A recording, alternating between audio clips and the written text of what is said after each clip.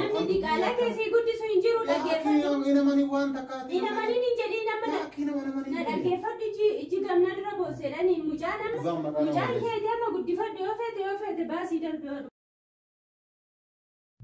Ashamaa harka fuunee kabajamtoota furriftoota waan kootuu akkam jirtu nagaa keessanii baga jiraattanii ani nagaa kiyya isinillee baga jiraattanii isiniin jedha. Har'a bifa piraankiitiin viidiyoo adda tokko isiniif maruudha jechuudha. Na abdii bilbilee waamee jira jechuudha. Abdiin yeroo baay'ee biiziidha. Haajaa guddoof sitti hajamee jira jedhee dirqamumaan abdii waamee jira jechuudha. Piraankii boombii irratti dhooftu jechuudha kan inni irratti dalaguuf deemu. Garummaa waan dhugaa fi waan haqaa of keessaa qabdi jechuudha piraankittiin illee. Innaa mata dureen piraankii kiyyaa yeroo darbee viidiyoo isinii maree ture. Mucattii raasaarratti namni fidee as na bira fidee na biratti deessee abbaan manaa shillee irra hin jiru. Waan akkasii isiniif maree ture jechuudha. Bifa piraankiitiin yaa'u abdiidhaan jedhaanii mucayyoo kanallee kan dugda duubaan immoo dhugumaan jechuudha. Kijiba yookiin piraankii dhugumaan. Karaa nama biraatiin garkii akka dhuftu kan godhe abdiidha jechuudha. Mucattiin akkanatti dhuftullee waan godheef haadha manaallee hin qabu. Mana dhabee yookiin waan hin gargaarullee dhaba doon ta'in haadha manaa bira waan hin qabneef warri sun immoo gargaaruu nu danda'u mana bal'aallee qabanii mana kutaa lamaallee qabanii jedhee karaa nama biraatiin kan mucayyoon itti fide abdiidha jechuudha. Dhugumaan jechuudha kun haqa jirtu. Piraankii odoon ta'in haqa jirtu jechuudha. Animmoo haqumanni deeme kanaan dugda duubaan itti deebi'ee bifa piraankiitiin mucaan iyyuu keetuma mucayyoon illee keetuma jaartii kee turte dhoksaadhaan jiraachisaa turte anatti immoo maaliif fidde jedhee ijatti babaasaa waanuma hin jirre kana ittiin morma abdiin waan nuun jedhummoo walumaan kan doo'annu ta'a. Aga dhuma sagantaa kiyya na hordofaan affeerraa kiyya abdiin immoo hogguu dhufuttanii kaameraa kiyya dhofkadhe isa eega jechuudha walumaan kan ilaallu ta'a turte. Na daa'imni illee kanadha kabajamtoota hordoftoota waan kootuuf ani immoo daa'imni kee kana jedhee daa'ima yootti kenne abdiin yoo namni kee yeroo baay'ee karaa faallaatti deeme waan godhuun beeku. Naani dasee jechuudha daa'ima fakkeessee hammadhee ta'a jechuudha hogguna abdiin dhufutti jechuudha. Mucaa kana furatee deemaa narratti gatee deemaa walumaan kan laallu ta'a turtii buraasa immoo walitti deema. Hordoftoota kiyya kun akkuma agartanii ashaangulliitiidha. Bishaan immoo keessa kaa bishaan wanti sababbiin keessa kaa'uuf beektanii akka itti ulfaatuuf jechuudha. Yoo inni furatee deeme ani daa'imallee hin jedhuuni kanallee hin jedhuun sanallee hin jedhuun jechuudha. Yoo inni immoo furatee hin deemin inni kan argu ta'a isinillee kanuma waliin agarru ta'a. Daa'imuma fakkeessee nama baadheetuma hogguun nu laallee natti dhadha'e gaditti ba'a jechuudha. Daa'imuma fakkeessee inni quban qabu mitiire. Innaa waan inni jedhu immoo walumaan kan laallu ta'a. Aga dhuma sagantaa keenyaa nu.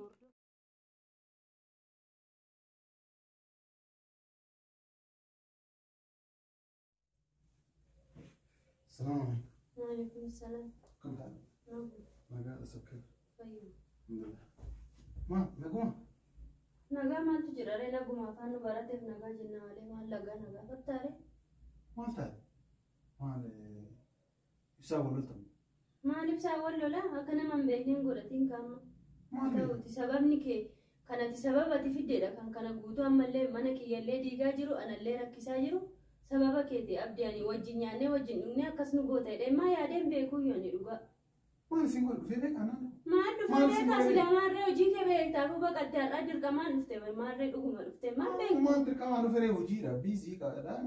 Maal hojiidha durillee moo hojjetta maal hojii eegalte durin hojjettu innaa kan hin dhufta saadii kan maal isin godhe reeta angabaa basanatti maal isin godhe maal isin godhe? Maal isin godhe maali sababa keeti kunoo daa'ima namaa wajjin rakkatuun kan na mudateef. Sababa keeti garkuun guutuun. Kana dhufaa koo. Duubaan kan inni. Maal si godhe naan hin jedhiin irra deddeebitee maaloo. Adaraa rabbi yoo beekte jechuudha. Akka mucaa kana faana daa'ima kana faana rakkadhu kan duubaanii nama natti argisii miti. Nama maali? Nama maali?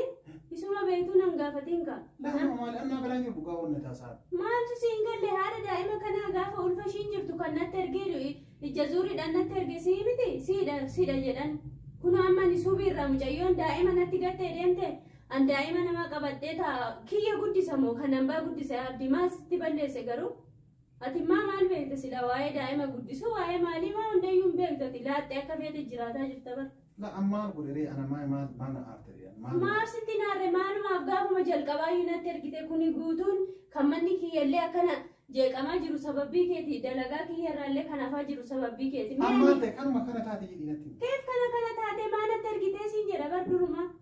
Mana ganda warra kanaa geessaa ganda isaaniitti haadhaan jettee kan sinatti erge mucayyoo kana sii miti. Naan jedha kumati jetteen. Siin jedha akka namaan beeknee je qulqulluu natti hin godhin dhugaa. Maal dhiisi dhugaa an akkana. Maal taate naan hin jedhin abdii maaluma. Yaa akii namtichi an dhugaa sitti maan namtichi. Mucayyoo tana bakka keessu dhabee waliin rakkadhee an kun iddoo an dalagu mana nyaataa tana asuma oolaa asuma bulaa maan naan jedhee jennaan. Geessin jenneen osoo isaan bira geessi osoo isaanii mari'attee isaan bira geessite wayyaa ta'uun ooluu jedheena. Wayyaa ta'uun ooluu miti. Mucayyoon tun rakkattee jirti saba keenyaa booyaa jirti halkanii guyyaa mucayyoo immaan akkana garroomsiti. An dubartii wayii ta'ee gargaaruu hin danda'u yoo mallaqa barbaadan si gargaara garuu mana osoo isaan bira geessitanii bareeda ta'uun ooltu jedheena namicha. Malee geessin jenneen. Siin dhufe siin mari'ate dhufi fidi jettanii maaltu na dhaga'an. Maali situ natti argani ma duuba duraan dhageenye rakkatu. Anatu fidi jedheen osoo fiddanii bareeda ta'uun ooluu. Suma jedhe bareeda ta'uun hin ooluu miti isaan warra gowwaa nu goote isaanitti geessa isaan gargaaruu danda'u. Ani immoo ani dureetti nama caaltu dhabi anillee akkuma keebii mana namaa dalagee jiraataa jira bar. Laa akkas hin jedhamu. Daa'ima nama gargaaruuf gowwummaa tokko isin nama rabbiif jecha gargaartanii. Rabbiif jecha yoo gargaare maalatti argitaa jedha ofirra dabarsitee anamoo si wayyame. Ati mana maatiin qabdu maaliin jettu kophaa jiraataa jirta maan gargaariin ati ishee. Laa ani dubartii deetti akkam godhee mana galfadhee gargaara. Inni haa ta'uti amma ati cinaan deeminiiti gooftaa kiyya kun hunduyyuu sababii keeti. Sababii keeti. Mucayyoo. Oo jaalattani akkuma dur gargaarattani gargaara. Yoo ammoo humna keenyaa ol jettan namticha bira deebisanii gargaaran. Humna keenyaa olii. Ammoo anaafis wanni sababa walitti hidhamuuf. Tokkoffaan immoo humna keenyaa olii siin jedha dhaga'e obboleessa kiyyaa. Ittaanee immoo ishiin jedhii maali sababiin keeti keetu ilmoo keetuma jedhan. Mucayyoo hambaati gara baatii meeqaa mana tukkaamsitee mucayyoo baara irraa buute yoo himte akka ishiin hin himne si gorraa morma keen jenneen mucayyoo namaatiin ati. Ate eenyuree ana fakkeessummaa hin beekta dhugaa. Maa dubartiitti taphatta obboleettiin kee dubartii haati kee dubartii dhugaa abdii animmaa akkasiin se'uyyuu. Ati ofii keetii laphee dhiibdee magaalaa keessa zooraa ol ta'an immoo mucaa namaa faana mucaa kee faana rakkadha jechuudha. Mucaa kee maal mucaan eenyu? Mucayyoon baatii meeqaaf isa bira ture jette mana isaa ture. Milikinni maal inni mana kutaa lama qaba jette manni kutaa lamaa sii miti abdiin sii miti. Iski jedhi kame mucaan keeti gooftaa kiyya. Anamma. Mucaan kiyya. Kama kan itu festival botura rasa ki sedenti. Mo shira bira tattani natti as deebi. Ma shira bira biti kun mucaan keeti mucayyoon nama hin beektu afaan hin beektu biyyallee hin beektu jette mucayyoo bishaan irraa buutee jirtu si gargaara jette itti taphatte booda immoo ilmoon kee kunillee akka miidhamne gowwummaa kiyyallee miskiinummaa kiyyallee laaltee ija zuurii natti fidde aboo dhiisa abdii akkana jedhe. Eenyu akkana siin jedhe. Eenyu akkana siin jedhe. Mucayyoo jira. Mucayyoo numaan jette. Maal achiisitti fiduudha akka nama mucaa keenyarraa fudhadhu yoo dandeessi gooftaa kiyya. Ati ajaa'iba maaliin hin jiru amma abdii dubbii gabaabaa jechuudha. Namni diqaalaa keessii guddisu hin jiru dhaggeeffadhu. Inamanii waan takkaati. Inamanii hin jedhiin amma na dhaggeeffadhu iji gamnaa dura boossedhani mucaan amma mucattiin gadda narratti gattee deemte. Ani immoo wanta diqaalaa nama faana rakkadhuuf hin jiru. Barreessitee waraqaan deemtee mucayyoon abbaan isaa isadha. Abbaa feete kenni mucaallee jedheera jette. Maaliin hin hojjetu? Maqaa nama balleessu. Maqaa nama balleessu. Mucaan keetii amma guddifadhu yoo feete baasii darbee yoo dhubbo. Achina daadhaa maal?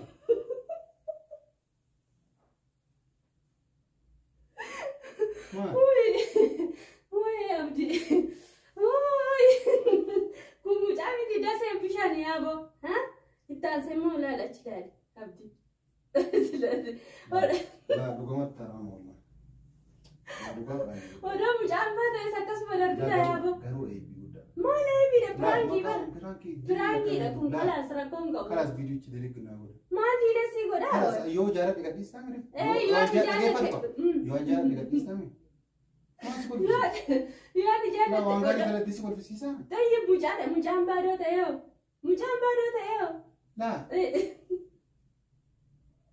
Woy abdi akka irratti sirratti dalagee gudduga. Amma dhiifama naa godhi hordoftoota koo fuulduratti. dhiifama barbaadan viidiyoo dilee godha. Maali abdii? Maal hojii kiyyarraa achi biyya keessan irraa baastee na fideeti. Kunillee hojii bara. Biraankichi laa hojiin akkanaan. Kunillee hojiidha. Abdiin immoo yeroo baay'ee biraankii irratti naata abboo dhiisika.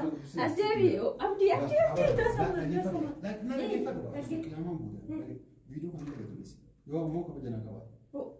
Kanas kana malee waan biraatiin miti hojii kiyyarraa waan biraatiin nabsee du'aati ta'an achirraa hojii kiyyarraa namaastee kaatee keessatti biraankiin aan jetta viidiyoon kadhiifamaaf jinni wata kan beekamu nama bisin sitti meera. Dhiis warra hordoftoota jinni viidiyoo